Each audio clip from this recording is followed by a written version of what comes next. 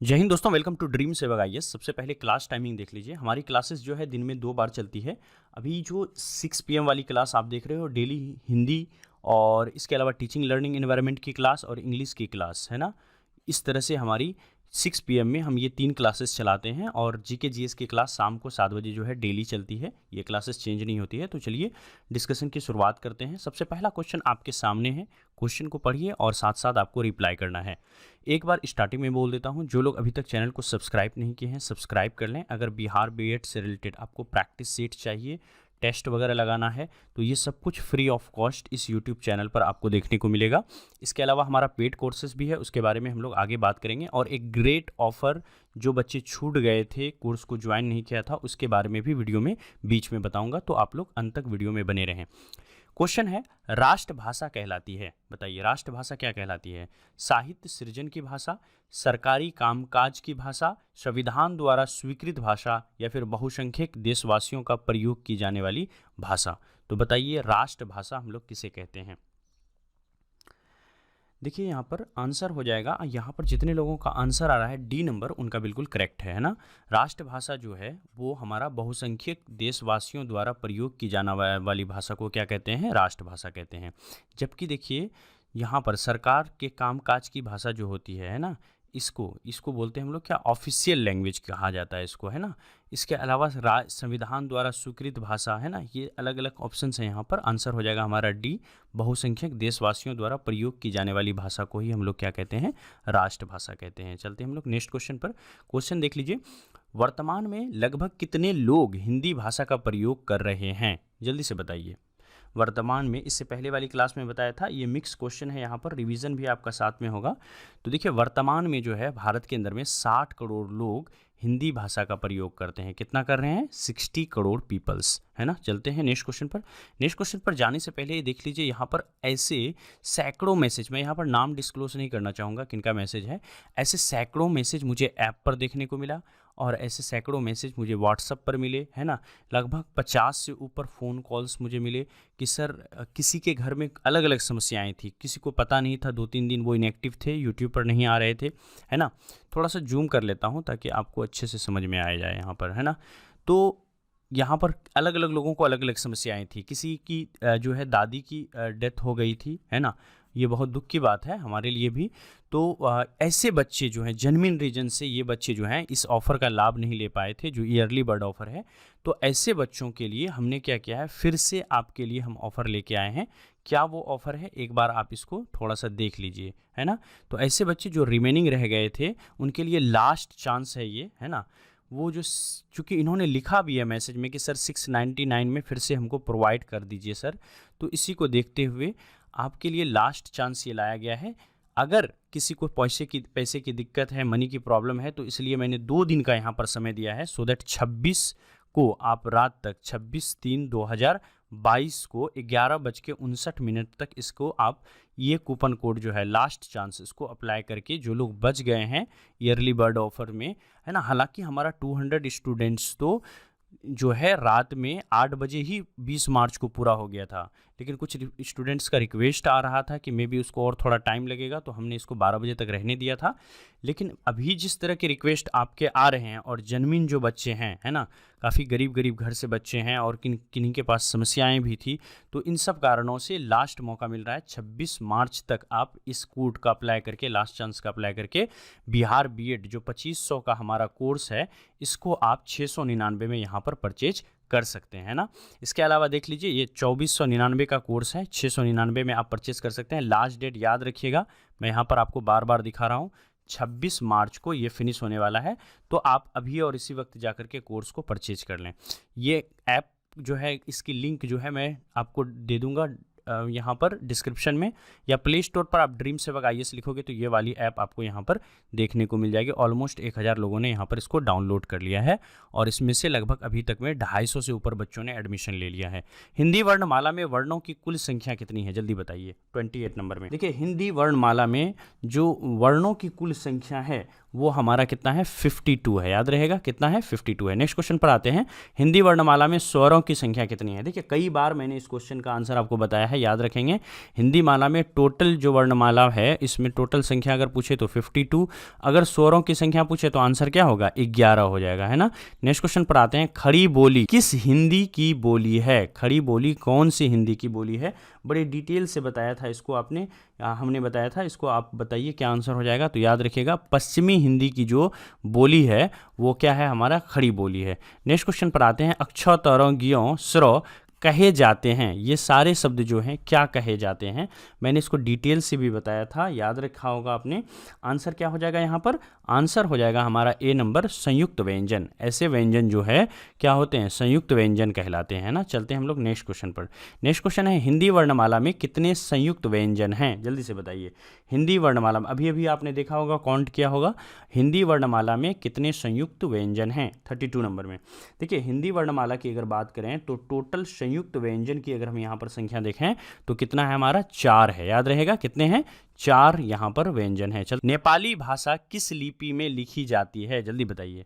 नेपाली भाषा जो है वो कौन सी लिपि में लिखी जाती है ना? जल्दी से बताइए 33 नंबर में। देखिए आंसर हो जाएगा क्या हमारा? देवनागरी लिपि। नेपाली भाषा जो है वो देवनागरी लिपि में लिखी जाती है। देखिए व्याकरणों ने संज्ञा के कितने भेद बताए? जल्दी से बता दीजिए। जो व्याकरणों हैं यानी व्याकरण जो व्याकरण की व्याख्या करने वाले जो लोग हैं, साइंटिस्ट हैं, उन्होंने संज्ञा के कितने भेद बताए हैं? 3, 4, 6, 5। जल्दी बताइए 34 में। तो देखिए 34 में यहाँ पर जितने लोगों का आंसर भैया आ रहा है 5, उनका बिल्कुल करेक्ट होगा, है ना। चलते हैं नेक्स्ट क्वेश्चन पर। क्वेश्चन है, जातिवाचक संज्ञा इनमें से कौन सा है? जल्दी से देखिए और आंसर दीजिए। जातिवाचक संज्ञा इनमें से कौन सा है 35 में? चलिए बता दीजिए क्या आंसर हो जाएगा। चलिए तो देख लीजिए 35 में यहाँ पर काफ़ी लोगों का करेक्ट आंसर आ रहा है। जिनका जिनका आंसर यहाँ पर आ रहा है घोड़ा, उनका बिल्कुल करेक्ट है। घोड़ा जो है ये क्या है? जातिवाचक संज्ञा है। इससे पूरे घोड़ा जाति की बोध होती है, लेकिन गंगा से, सभा से, बुढ़ापा से इससे किसी जाति का बोध नहीं होता है ना। नेक्स्ट क्वेश्चन पर आते हैं, हरियाली। हरियाली क्या है बताइए आप? जातिवाचक संज्ञा है ये, या फिर समूहवाचक संज्ञा है, भाववाचक संज्ञा है, या फिर व्यक्तिवाचक संज्ञा है? जाति हरियाली जो है ये क्या है बताइए। हरियाली से क्या आपको पता चलता है 36 में? जल्दी बताइए। देखिए हरियाली से हमको भाव का पता चलता है ना, कि खेत में हरियाली है तो खेत कैसा है? हरा है। खेत का भाव कैसा पता चल रहा है कि वो हरा है या सूखा है? तो आंसर होगा क्या? हरा है। तो आंसर क्या होगा यहाँ पर? भाववाचक संज्ञा। हरियाली से भाव का पता चलता है। नेक्स्ट क्वेश्चन है, भाववाचक संज्ञा इसमें से कौन सा नहीं है? अभी बता दिया आपको भाववाचक क्या होता है, अब बताइए भाववाचक संज्ञा इसमें से कौन से नहीं है? अफ्रीकी, बचपन, दौड़, चोरी, कौन सा इसमें भाववाचक संज्ञा नहीं है?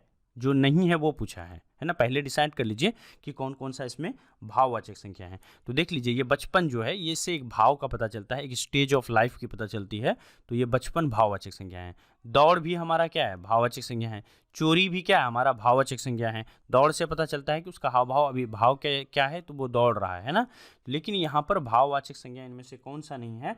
तो याद रखिएगा कि अफ्रीकी जो है ये भाववाचक संज्ञा नहीं है, बल्कि ये जो है क्या है आपका? समूहवाचक संज्ञा। इसे एक समूह का पता चलता है, जाति का पता चलता है ना, कौन सी जाति का है? तो अफ्रीकी जाति का है ना।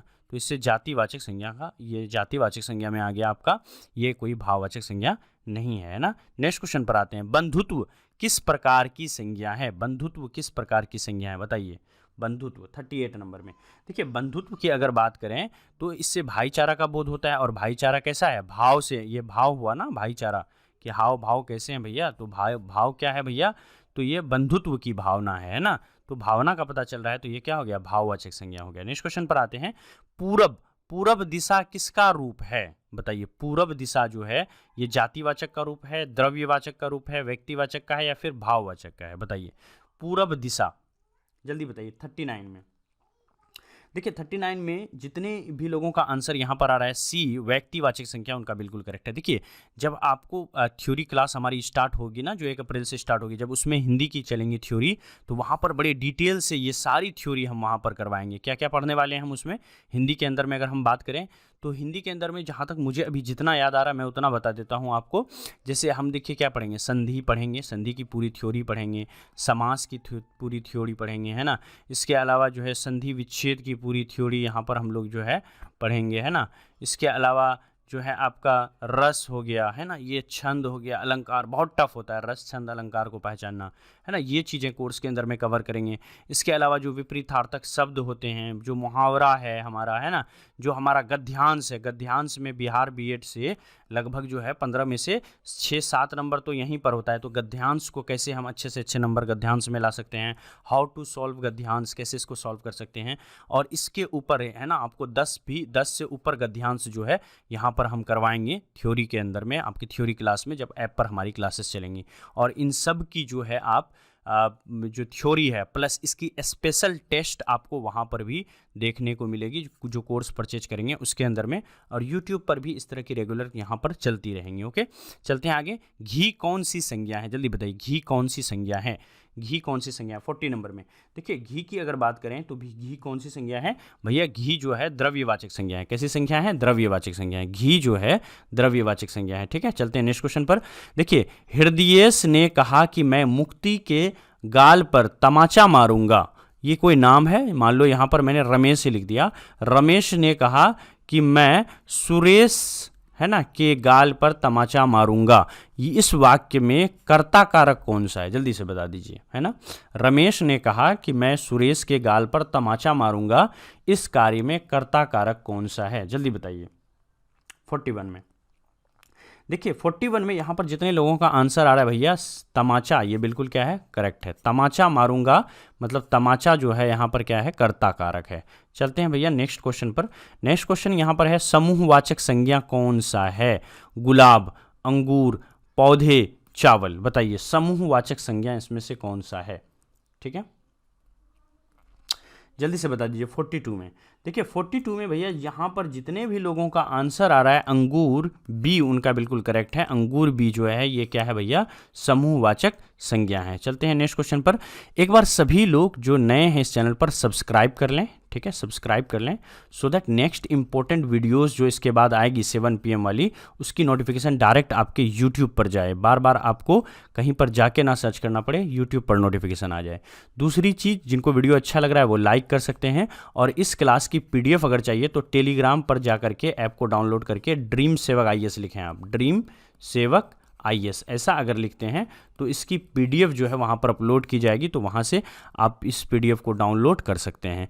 नेक्स्ट है व्यक्तिवाचक, भाववाचक, जातिवाचक संज्ञाओं का सही क्रम क्या है, जल्दी से बताइए, है ना, जल्दी से बता दीजिए। एक तरफ से व्यक्तिवाचक इसमें से कौन सा है, दैनिक है, तूफान है, धुलाई है, क्या है व्यक्तिवाचक।